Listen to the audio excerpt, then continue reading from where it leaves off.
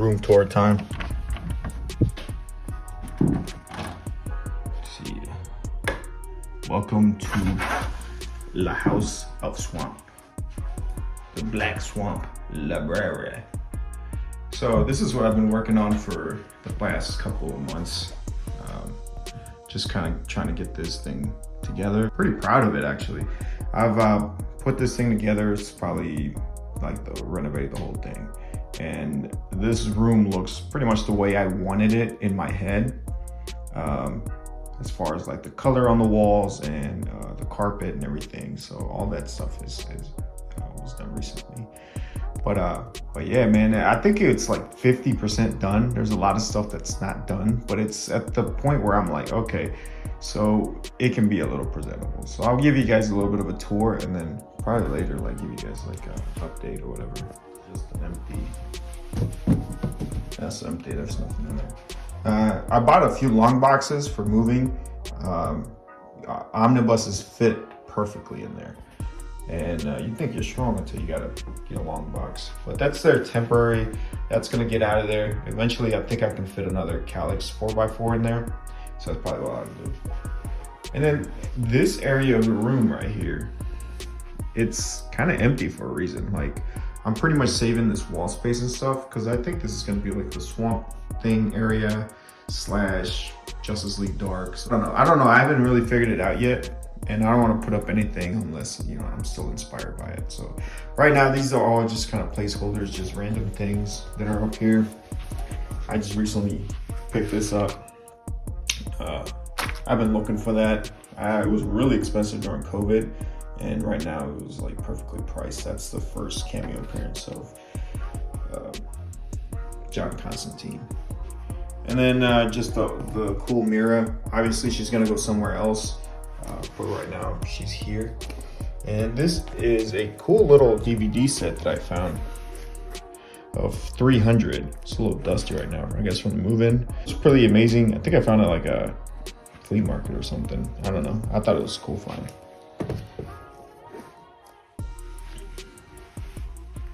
All right.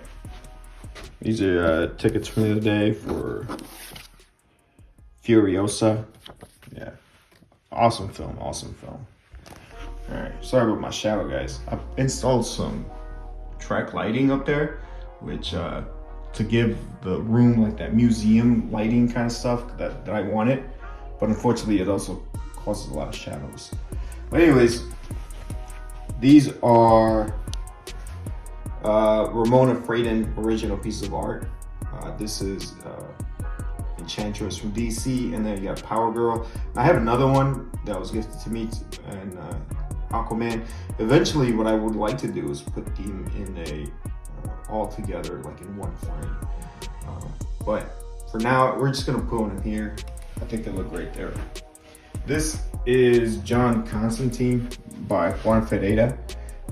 He did one of the tie-ins, the Wonder Woman Night Terrors tie-in, and then so when I saw him at New York Comic Con, I was like, yeah, I really want you to do a John Constantine for me, because when I saw his John Constantine in that issue, I was like, yeah, he's really good at his John Constantine. I really like it. These are some other pieces. We got a Ghost Rider right there. I think he looks pretty cool. And then we got this Etrigan the Demon Funko Pop. So let's go down to the bookshelf. So we'll start where it all started for me, and that was like The Killing Joke. Definitely the first comic I read. A lot of times you'll see that I'll put these comics on the shelves just because I think they look cool. And so yeah, I have Absolute, The Killing Joke. Awesome. It's got the original and the new coloring as well. Absolute, The Joker, and Luther by Brian Azzarello and Lee Bermejo. I love his art. Pretty controversial. I know people really don't like the Joker being evil, and some of the stuff that he does there is pretty egregious. But I like it when the villains are doing awful things. And it's not because I want awful things to happen, but it's because that's what villains do. They do awful things. So this is Batman Hush by art by Jim Lee. The Long Halloween. I think I have this like in a normal deluxe. I don't know where it's at, or just a graphic paper novel, but this is a noir. So this is the black and white one. And then I have the Batman Adventures Omnibus. Haven't read that yet, but yeah, obviously from the childhood show, obviously that's one of the best things. Dark Knight Metal, one of the best events in my opinion. Really cool stuff that was going on there. Batman Noel by Lee Bermejo. This is actually like my favorite Christmas graphic novel to read. Awesome. It's kind of like a Batman play on Christmas Carol. Then we got one of my favorite Batman stories of all time, and it's Arkham Asylum. So there's an Absolute coming out later on this year. That's definitely going to be something I pick up. We have Joker by James Tynion IV and Gilliam March. I love Gilliam March's art. And then we have Punchline. So it was okay, I guess. Like it wasn't the best. I was really excited about Punchline. I think Punchline's still a character that's a lot of potential. Just not really excited how kind of she's been treated over the past few years. All right, down here we have this really cool Green Lantern Alex Maleev variant. I believe this is like a 1 in 10. So really cool. One of the best Jon Stewart comics of all time, or covers. So this is the Green Lantern shelf. And we have Absolute Green Lantern Rebirth. That's as much as I've read from the Jeff Johns. I know there's like 3 omnibuses worth of materials, but I think that was enough for me so I could get into Sinestro Corpse War and then The Blackest Night. So that's basically the order. Reading that, and then The Brightest Day.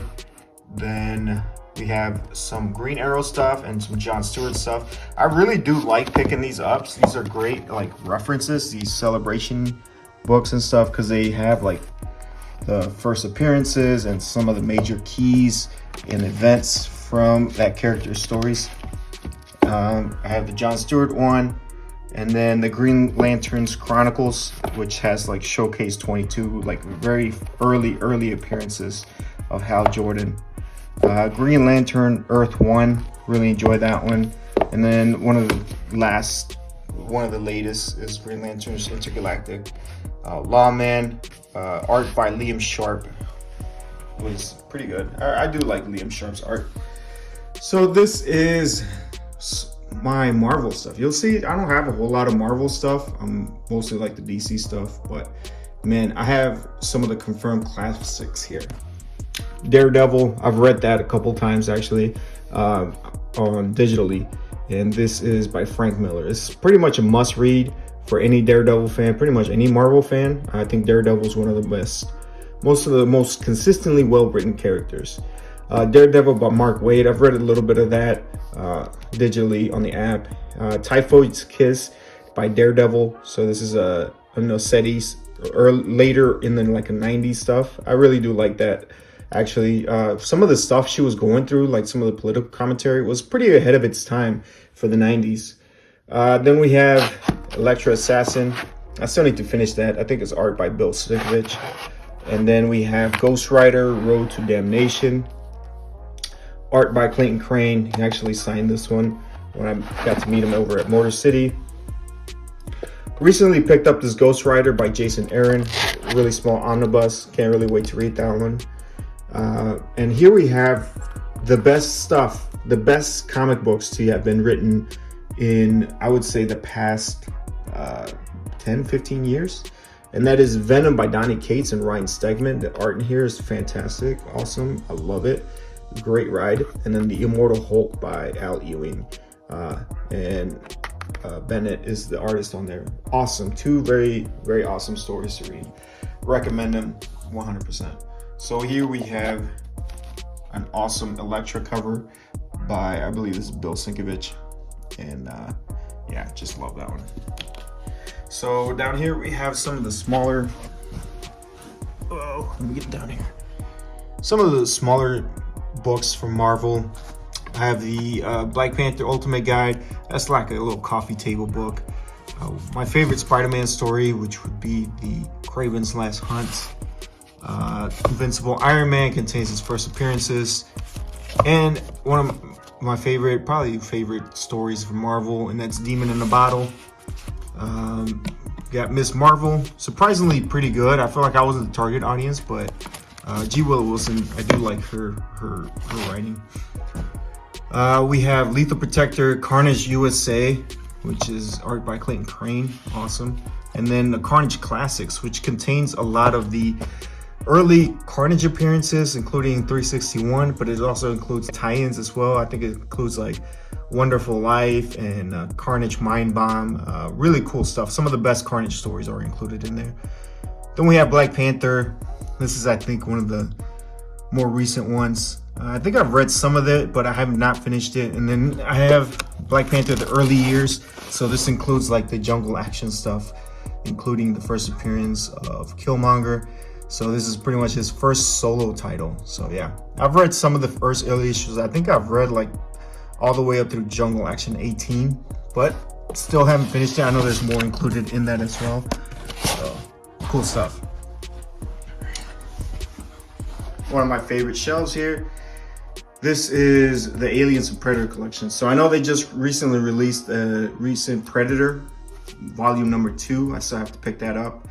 And then Aliens, man, I freaking love Aliens. I could watch those films all the time. So 1, 2, and 3, and 4. Right now I'm halfway through 2. Down here we have Watchmen, confirmed classic. Mr. Miracle, confirmed classic. V for Vendetta, confirmed classic. Green Arrow, the Longbow's Hunter Saga. So there's 2 volumes. I only have 1. Really cool stuff. This is like gritty street crime kind of stuff. Rogues, this is like a futuristic, like a rogue story from the future. Pretty much Flash's rogue story. I'm not even a Flash fan or don't know anything about the rogues and stuff, but surprisingly I really did enjoy this. Then there's Dark Knights of Steel. I know that was getting hyped up for a little bit, but I thought it was all right. Shout out to Dark Horse for not being afraid to print some of these big ass books. Like Frank Miller's Big Damn Sin City, really easier to read, really grimy. I love the film. I watched the film first and then read a little bit of the book. And pretty much a lot of stuff is panel for panel, which I do enjoy. Monster Size Hell Book by Mike Mignola. I recently got through that. I think I'm like 70% through it. And I'm just going to say this, bro. It started really good and I really did enjoy the stories. It's really good. But after a while, I feel like, I know people enjoy Mike Mignola's art and this might be a hot take. But after a while, like I kind of got tired of reading it, like reading the book, because I was like, I really wish I had more texture. And, you know, there was a few stories in there where it was done by a different artist that had textures to the art. And I found myself enjoying those more just because of the art. But still, a really good, solid story, though. It's still solid stuff. Hellboy is pretty cool. And then Why the Last Man? Just one of the first Omnis I remember reading. Probably a classic by Brian K. Vaughan. Yeah, pretty good. Not bad. Supergirl by Peter David. Just love that cover, man. Supergirl into some weird stuff back then. Down here, we got some more cool stuff. We have Teenage Mutant Ninja Turtles, The Last Ronin, and then The Lost Years. Excellent. This is how you pass the torch between characters, man. Like the Turtles, they went out like heroes, man. And they also set up the future generation pretty well. One of the most underrated comics of all time, and that is The Pride of Baghdad. Man, I freaking love that. That was, I think, by Brian K. Vaughan. Yeah. Django Unchained. You got Infidel. I got this custom Black Swamp Comics Funko Pop. Shout out to my sister, man. She's the best. She's always giving me stuff like this. And then we have TMNT. These are the original Mirage Studios books collected in the IDW. A lot more violent than people remember, I think. Lady Killer by Joel Jones. Pretty solid stuff. And this one, actually, yeah, she had made a remark with Joel when I met her down at C2E2. So yeah, cool stuff. Killing the Children by James Tynion IV. I've only read this first volume, and I'll tell you, it's a really good story. It's really interesting. Not my kind of art, I think. The art's a little flat, but but some people seem to enjoy it, and you can kind of overlook it because the story's so good. All right, let's back up. So this is the other shelf. This is pretty much like my ivy shrine. I really do enjoy poison ivy. Let's start off with the main thing here, and this is the Sideshow Studios Deadly Nature quarter scale poison ivy that just came out. They do have a green version of it, which people thought that some people liked it because it's, I guess, more popular. I guess it's like a, you know, it's like a variant thing, you know, like variant covers or whatever.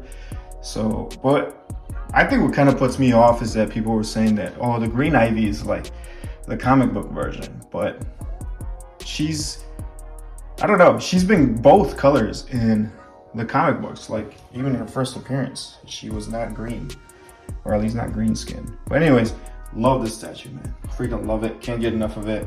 If you're on Instagram, you know that you probably get tired of me just posting it.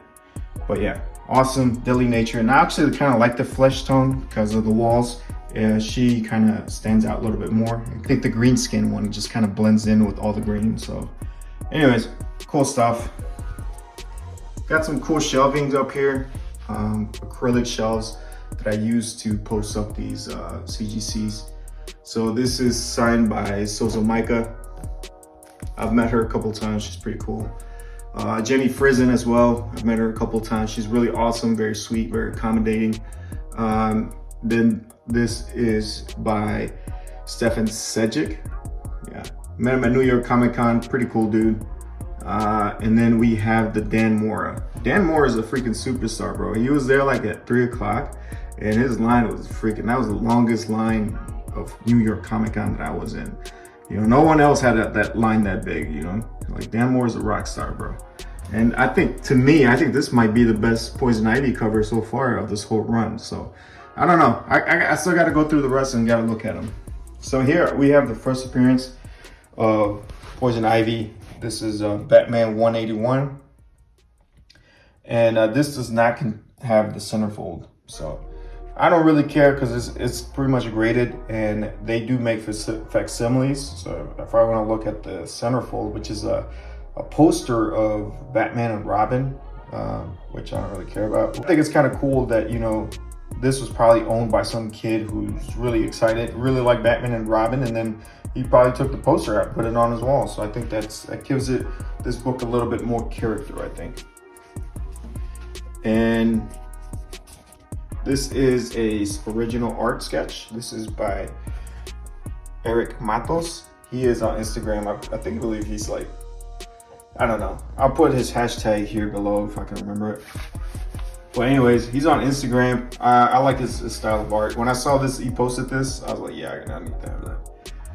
So this is print, man, of Poison Ivy. This is one of the variant covers. Man, and the name of the artist escapes me right now. And I wish I could see the signature, but the signature is actually right in there, like the frame is covering it because the artist kind of sketches. I don't know, the name will probably come back to me later. But pretty cool. Then we have this original piece of art. This is a published art piece from the Poison Ivy. This is issue, I believe, number 9. Where Poison Ivy goes back and meets Harley Quinn again, and this is like right before Harley Quinn walks in the front door. So really love it. It does have a little bit of damage right there, but the seller did hook me up. They did take care of me. But awesome, have an awesome piece of art there. All right, let's take a look down at these shelves down here. I love this statue based on the art by Joel Jones. Really love it. And then we got this little tiny one. That was a gift from my sister. So try not to keep too many boxes out here because I didn't want this room to look like a comic shop or like some kind of stand at a con or whatever. But I do keep this Poison Ivy stuff mostly because I cycle through them a lot. So all these are like Poison Ivy books. Yeah, like this is by Chrissy Zulu. So awesome. She's got like a little Scotty Young thing going on. Oh yeah, Jeff Deckel. That's the name of the artist. I knew his name. but I just couldn't remember. So I have that sign there. So. And then another Dan Mora one. Love it, love it, love it. All right.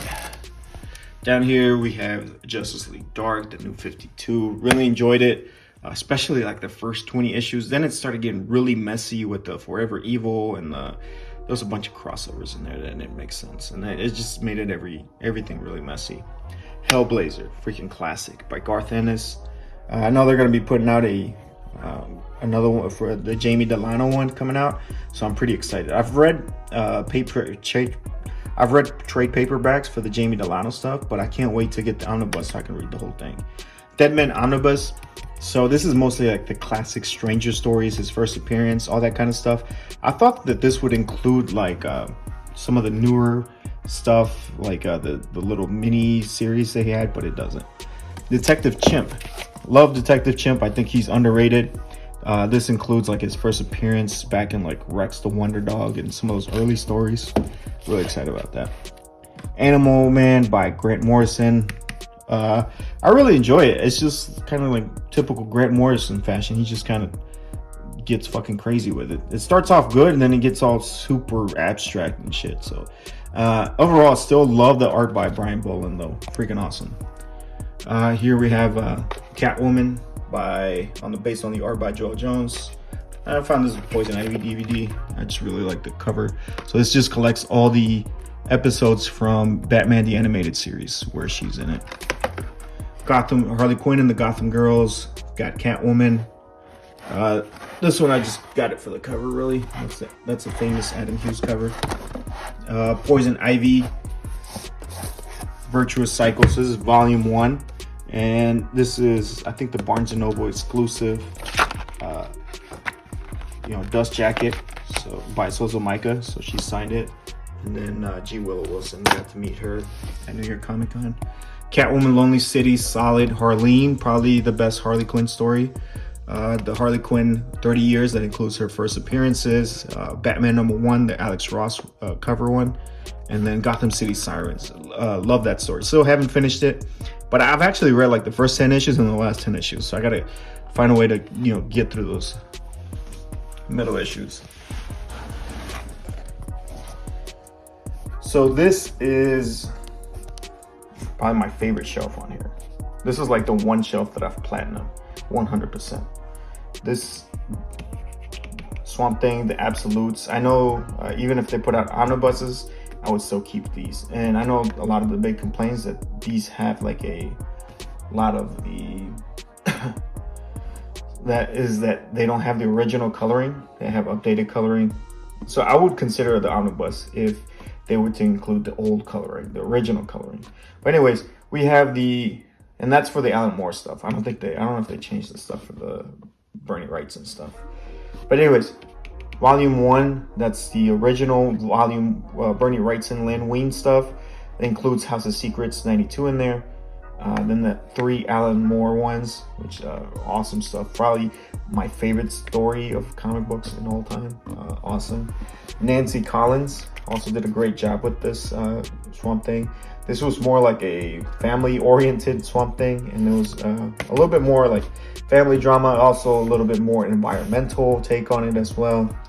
And then Swamp Thing, the new 52. So this is Scott Snyder did most of this, and then I think Charles Soule take over it. And then Yannick Paquette was on the art. Really enjoyed it. This is more like body grotesque horror. It's like it's more like zombie flesh stuff, like Dead Space kind of stuff. Futuristic Swamp Thing. Well, I would say more like apocalyptic. So pretty much we live in a water world kind of environment. And then this awesome Roots of the Swamp Thing. Roots of Terror Swamp Thing. So this includes like small stories includes the last Swamp Thing story written by Len Wein.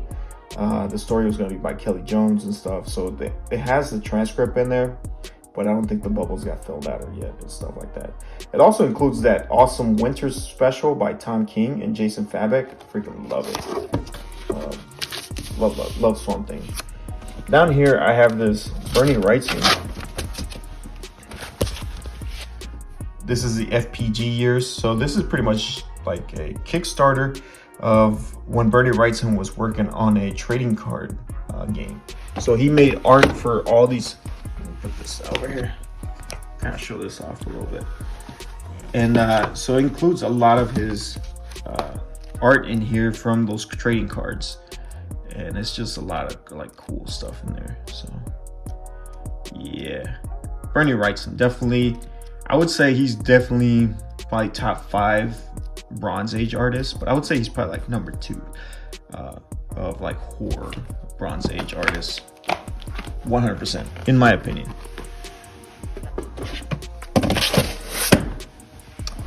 So Creature Absolutes, beautiful books, man. Beautiful books, great story. Yeah, really recommend it. Sandman by Neil Gaiman. I've only read volume 1. I think I read digitally the other volumes, but I really like it at first when it's more like this gothic horror stuff, and then it kind of turns into fantasy. It wasn't really my thing. Death. This includes like her first appearance, which is issue 8 of Sandman, and then it has like other, like it collects some of the other miniseries. I know there's like an absolute version. I don't know. I debate on whether I should pick that up because I do like this deluxe editions.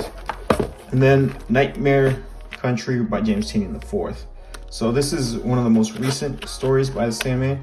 And the cool thing about this though is that if you pick this up, it comes with a Jenny Frison little print. So yeah, awesome. Love that. I can't get enough of that cover, and I'll show you guys more of that.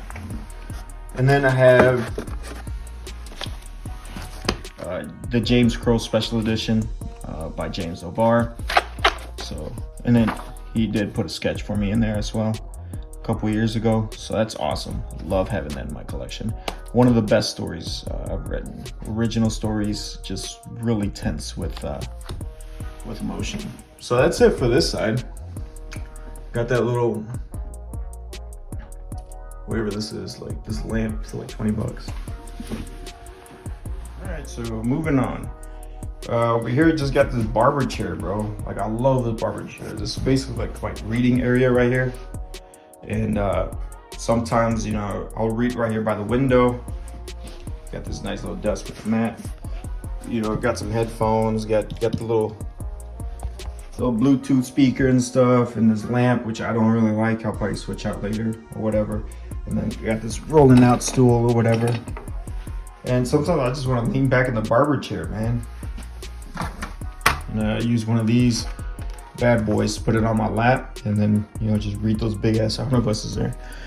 And yeah, and that's my everyday pack right there. So just pretty much something I wear. This is a little Harley Quinn area that I kind of started. That's her first appearance, Batman Adventures number 12. And this awesome Jenny Frison. I believe it's like a 1 in 25 variant cover. I love the button blue. This is just an awesome cover. And then we have this giant print, probably my favorite Harley Quinn cover of all time, by Adam Hughes. And it is signed by Adam Hughes as well. So this is an awesome print. Love it, love it. Yeah. So I'll probably like eventually get out some better, thicker blackout curtains. Probably switch out that pole upstairs as well. So this is more like my little gothic, you know, emo corner over here. So I'll probably have some area over here as well. I'll probably get one of those, like one of those lamps. I'll probably put it over here in this corner as well. So yeah, this area is kind of a little bit of a mess because I still haven't figured out what I really want to do with it. So anyways, this is a print by Jenny Frison. It is signed by Jenny Frison. I've met Jenny a few times, and like I said, every time she's freaking awesome. So I do have the original book as well, the 1 in 100 cover, and it is signed by Jenny Frison. Really awesome book. There's a lot of like Mexican variants out there, and the best way to tell whether it's the original book, the original 1 in 100, is if it has the barcode in the front. If it's got the barcode in the front, then it's the original 1 in 100. And then the other way you can tell is because up here it'll say something in Spanish or something. And then there's another Lake Como one, and that's a foil one, which is, they're all cool, I think. But I'm just saying that for purposes to where like I've seen advertisements where they have like this the Mexican version, then they'll say it's a 1 in 100. The Mexican versions are not 1 in 100. Like I said, so don't pay 1 in 100 prices for that. So then I have this awesome commission piece here by Rob Ritiano. He's on Instagram. He is a great artist, and he did this original piece of Death for Me. Awesome, awesome, love it, love it. Then I have her first appearance right here as well. Then over here I have a original sketch by James O'Barr. Freaking love it. I think eventually I might replace that back paper or the backboard with something completely white or black. But for right now, that's what it's gonna do. Freaking love this sketch, dude. Then I have The Crow #1. I believe this is a third print. Yeah, it's a third print. And it's signed by James O'Barr. So I just got him to sign the slab because I don't care, dude. I really don't care. I just got to meet him, and the book was already slabbed, so I have no issues with artists just signing the slab for me, anyways. So awesome cover, dude. Down here, I just got this cool El Camino. Love it. I used to have one. Got a couple of books that are signed. So Mike Mayhew signed this one, and this is, I believe, like a homage to like one of the X-Men books with like Wolverine on it and stuff like that. And I love that. The color of that signature really pops on that. So I haven't really figured out what I'm gonna do with this. And then this is the Clayton Crane. Awesome, love it. I love the green on there. Yeah, so yeah, cool. Clayton Crane's pretty cool, man. Down here is like my little manga section. Oh, right now, y'all, I'm like so deep into Berserk. I'm on volume 8 right now, which is in my backpack over there. And then, but man, this is so good. And I only have 3 to 7 because Dark Horse was having a sale online for their digital comics. And so I was like, all right, I'm gonna buy the first few volumes because they were so cheap. I think they were less than like $3 a pop or whatever. And I bought them, and then I read them, and then I was like, oh my God, I need the rest of this. Like, I need to finish this. And so far, I've only been buying them as I'm reading them because I'm like, I don't know if it's gonna fall off, and I'm not sure if it's worth, going off after. But no, dude, this thing is solid all the way through. I'm on volume 8, and it's still going strong. Definitely one of the best freaking stories I've ever read in my life. It feels freaking epic. Then I have this book right here, which is kind of an analysis of the story. So I'm waiting to finish the manga before I get into this. So really cool stuff. I even like that cover. It looks really cool. Shout out to Johnny Rico, just doing his part. Goosebumps. I used to read a lot of Animorphs and Goosebumps. Shout out to Steve, man. He gave me this. This is signed by Jacobus, who is the artist for the Goosebump books. So yeah, I got this weird little Joker manga, man. I don't know. I like it. It's just weird. That's how I can describe it. It's just weird. First manga I read was this Ghost in the Shell. Freaking love Ghost in the Shell. This is so thick and rich with like sci-fi and elements and stuff. It's so much cool cyberpunk. Like, this is, if you like cyberpunk, you have to read this. Monstrous. Freaking love that art. And then over here is just like some of my regular books. They just don't have any pictures in them. Just kind of lame. Some of the classics, H.P. Lovecraft. Freaking love Ernest Hemingway's art and stuff like that. And then there's this cool book, Power of Comics, pretty much like a history textbook of comics. I don't know. I recommend it if you want to learn more about comics. Then I have these cool, like, what do they call these? Like gallery editions by Marvel. These are so cool, but they don't fit over in the calyxes. Like, they're too big. This is the only place they fit. So I have Daredevil Yellow, which is amazing. If you want to read the origins of Daredevil and you don't want to go back to Daredevil #1 by Stan Lee, you got to read that one. And then Born Again, one of the best Marvel stories of all time, 100%. Then right here I have this Ghost Rider issue #7. So this is a original art piece, or original art of the published art by Corey Smith for the Ghost Rider run that just kind of ended right now. I think they're right now finishing up with Vengeance and stuff. And I thought this was just such a cool horror piece. Awesome. I still don't know where I'm gonna put it, but that's why it's still there. And then some art over here that don't know what to do with it.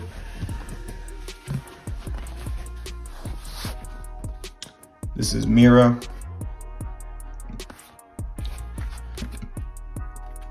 The artist is Gabby from at California Blends. There's her little tag. She's always doing art and stuff like that. I have a few pieces from her, and this is one of my favorites, the Mira. Like, her eyes are all white, so she's about to start controlling water, doing water constructs.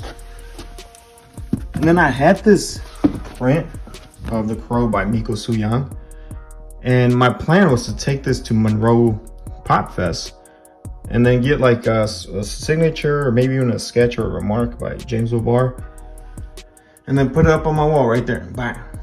But I just found out recently that apparently all these people have been doing, like all these retailers that have been doing these exclusives for comic books for The Crow and stuff, haven't really reached out to either James O'Barr or like Brandon Lee to use their likeness.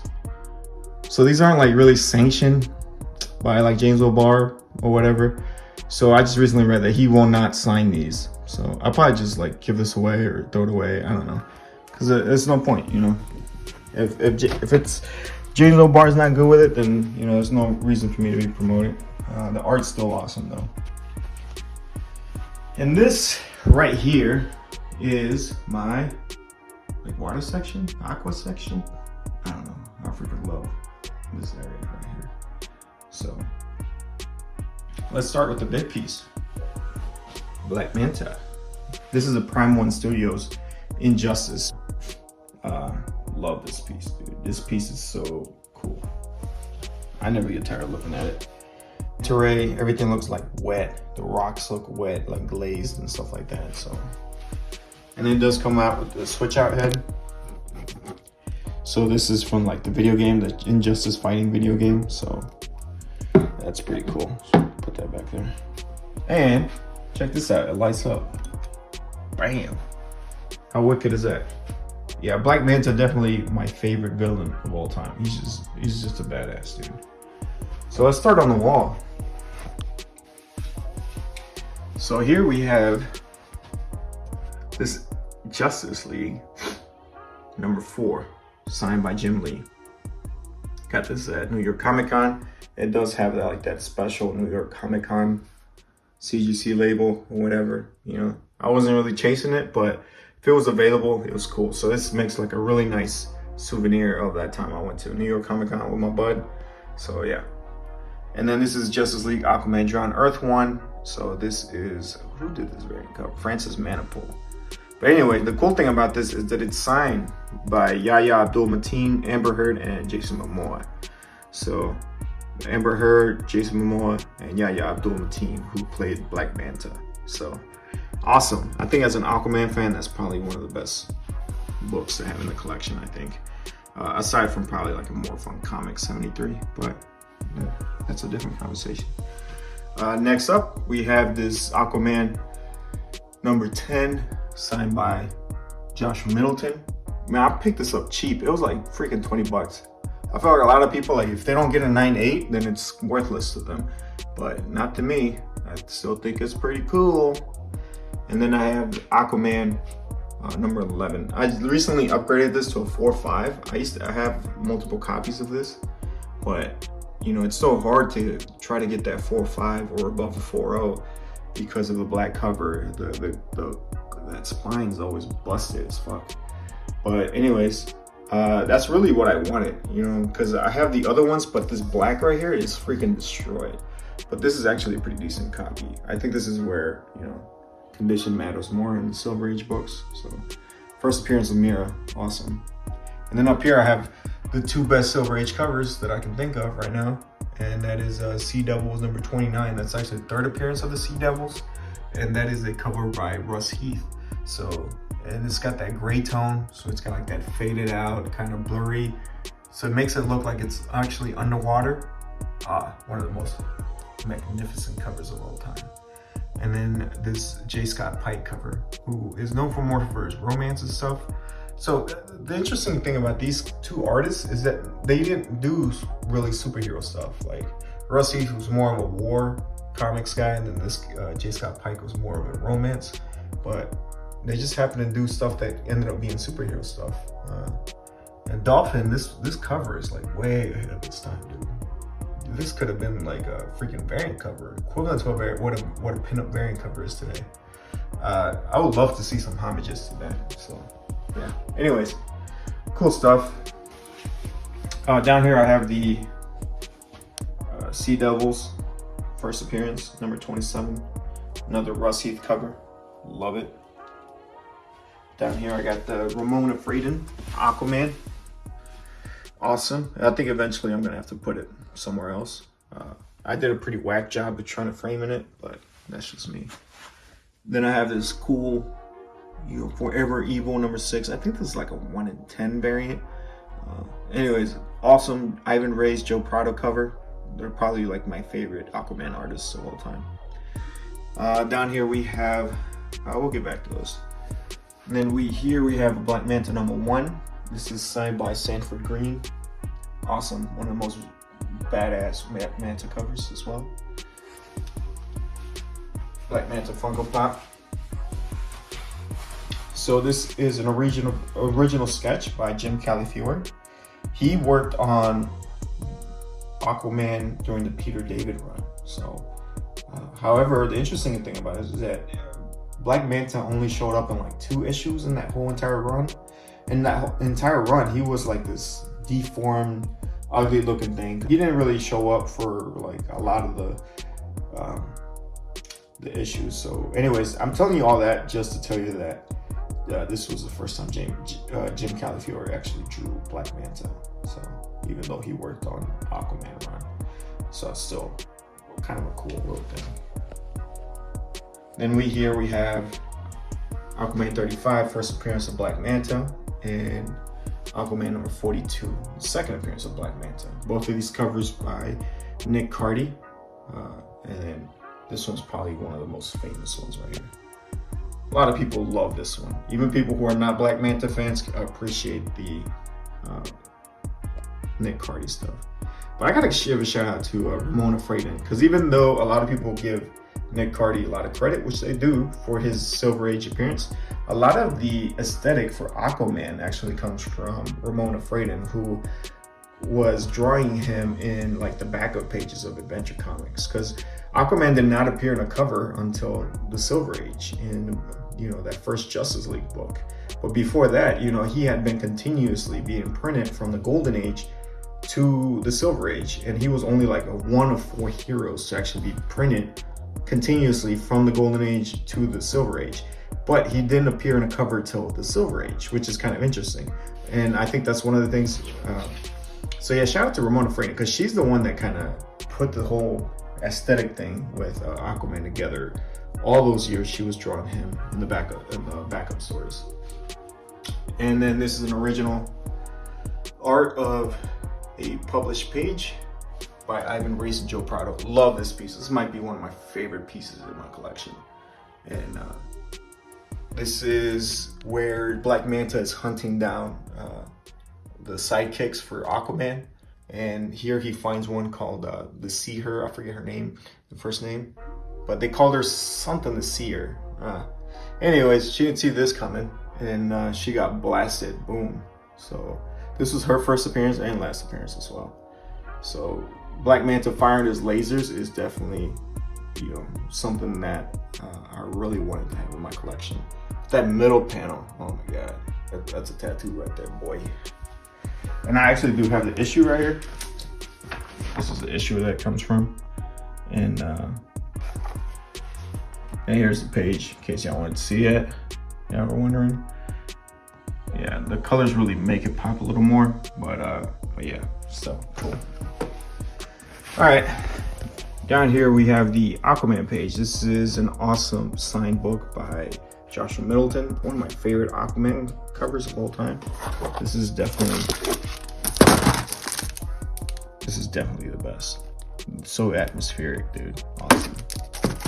Awesome. Some of my Aquaman books. Aquaman, Jeff Johns, must read for Aquaman. If you ever want to read Aquaman, that's the one to read. Then we have the 80 Years, contains his first appearance and some of his key issues. Aquaman, this is like towards the end of the Silver Age. It's more Bronze Age stuff, like Deadly Waters and The Search for Mira.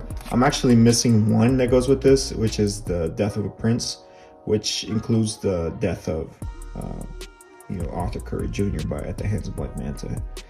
Aquaman Maelstrom, so this was later in the New 52, not as good as the Jeff Johns stuff. And then Aquaman Underworld by Dan Abnett. This is actually really underrated story right here.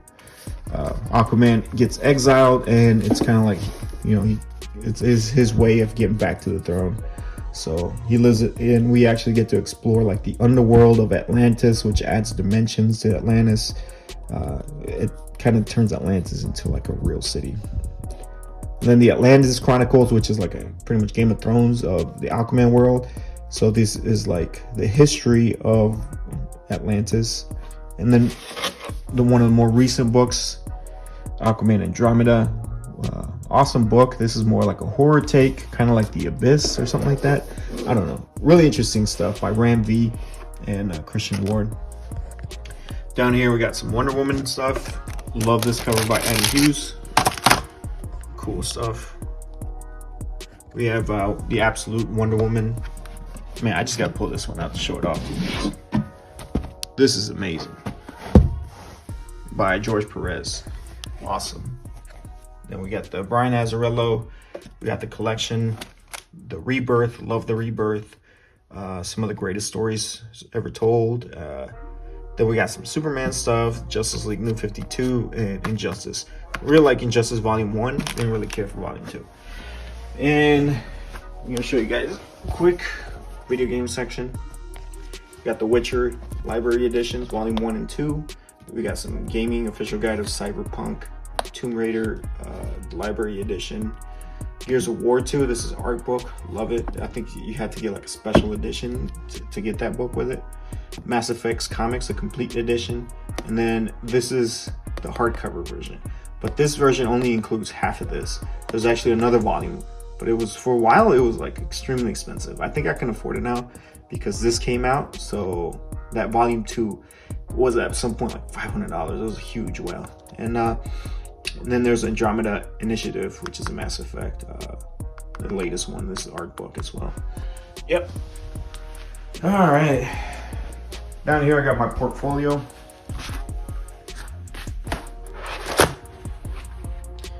So I usually take these to cons. This is a print I bought from James O'Barr, signed. I'll probably just hang this one up instead. And then I got this cool print by Sanford Green. Probably my favorite rapper right here, Nas, from Queensbridge. And then this is a little art project I did with my niece. That's hers and that's me. So, good job, we did a good job. And this is an original art piece by, his name is, what is his name? Mandy War. Mandy War Art. I think he's based out of Cuba. Anyways, I want to frame this up, and as soon as I figure out where this is gonna go, this is gonna go up. This is the Predator, the Feral Predator from Prey, the latest Predator movie. This is a stack of books that's gonna be going with me to Denver Comic Con. I'll probably do a preview, and I'll probably go through them. And then I have, this is actually really cool. Like, this is actually a really cool piece of literature history. This is Magazine Fantastica from, I think it's 1984, yeah, or 1986. So this is a sci-fi magazine that was being printed in Poland. And the cool thing about this, guys, if you're a Witcher fan, this is really cool, is that they were having a contest for short stories and stuff like that. And the top 3 stories were printed in this issue. And one of the winners was Andrew Sapkowski, which is the original creator of The Witcher. And the story he submitted was The Last Wish, which some of you might recognize as one of the first Witcher story. And it was printed in this magazine. So it also has like a small, like little graphic of a man on a horse, like he's walking away. and that's pretty much the first appearance of Geralt, or the Witcher. So awesome. This is awesome, cool little, you know, piece of history, or literature history. So I had to get this imported from Poland. Like it took forever for me to get it, but man, I was really happy that I was able to find one of these. All of this is just temporary right here. Just some of my media. This is like some of the games I've been playing lately. Some of the music. I gotta get me a CD player. I do feel like music on CDs is sounds a lot better. Mass Effect, one of the best games of all time. Recently just picked up this Crow Steelbook. Looks amazing, and actually looks great in 4K. Trying to finish up the manga so I can start watching this. I could probably start watching this because it starts at the beginning, but I really do want to finish the manga first. And then this is old school right here, man. Shout out if you remember this. This is like playing late night MTV stuff. And then some other Steelbook stuff like that. Chick-fil-A has the best tea. This is just kind of like my little screen, whatever, game station or whatever. Anyways, I don't care about that. Only thing I will say is if you're a digital reader, get you one of these, bro. Get a monitor so you can read the comics all the way up. It's like reading a digital absolute edition. It's freaking amazing. Over here, it's just, this is the closet. This is where I keep a lot of stuff that I don't know what to do with. Just boxes and extra art. I have like that Black Manta back there. And then I have like a mirror back there as well. That mirror, she's gonna go up once I find out a spot for her. She's broken. Yeah, that whole frame is broken. That's why she's down there. This is some of my books right here. Not all of them. I think some of the have value books are in the gun safe. So, but I'm not gonna show you guys where that's at. Let's do a little random pull right here real quick. Look at that. Signed by Joel Jones, Future State, Wonder Woman. I don't know if that's first. Yeah, it is the first full appearance of Yara Flor, according to CGC. So yeah, this is just my way of keeping the books from off the floor, and just keeping them over here. It's pretty cool stuff. My Alien books are down here, and this is a magazine. It pretty much retells the first Alien story. So this could be said, some people think this is the first appearance of Alan Ripley. I still think it's Alien 4, but because it's in a comic book format. Now, technically this is a magazine, so but it could go either way. Got some old DVDs, Blu-rays, all that kind of stuff. Still need to find a way to place them. And then these are some stuff that I'm gonna be getting rid of, like stuff that I don't need, like this. And then the big thing is like the Saga. I didn't like Saga. Like I read it and it's just like freaking wieners every other page. It's like I don't really care about this. So, and then yeah, we got some shelves up here, some more crates and stuff like that. So, and then the last part I'm gonna show you guys is this corner over here. Don't know what to do with this corner yet. Haven't really set it up. I definitely want to put my RoboCop poster up. And I have this Killmonger piece, big piece. This is by California Blends. Got that Killmonger, signed by Juan Ferreira. This is a rare second print. Like, this book is kind of hard to find, to be honest. Then I have Jungle Action 6, first appearance of Killmonger. Then I have another copy. I don't know why. And then I have, this is a gift for me from my buddy Steve. This is a RoboCop original art page. Very cool stuff. And this is cool stuff too right here. This is from the Killmonger series by Juan Ferreira. This is one of the coolest freaking pages I have. And this is like the color right there. It's just a freaking bonus. And this is where he kills his former lover, like, who betrayed him, and he's just looking over her dead body while like that, you know, Wakandan, you know, devil lady in the back. So he's pretty much made a complete transformation to the evil Killmonger, that's pretty much what the story was. It's just kind of like you know, Eric Killmonger going from small time to like full-blown Killmonger. So anyways, that was long as fuck, but I hope you guys enjoyed it, and I'm gonna try to edit this out so it's a lot quicker. And but yeah, man, that's the comic room, man. Maybe I'll do an update later. All right, y'all, peace.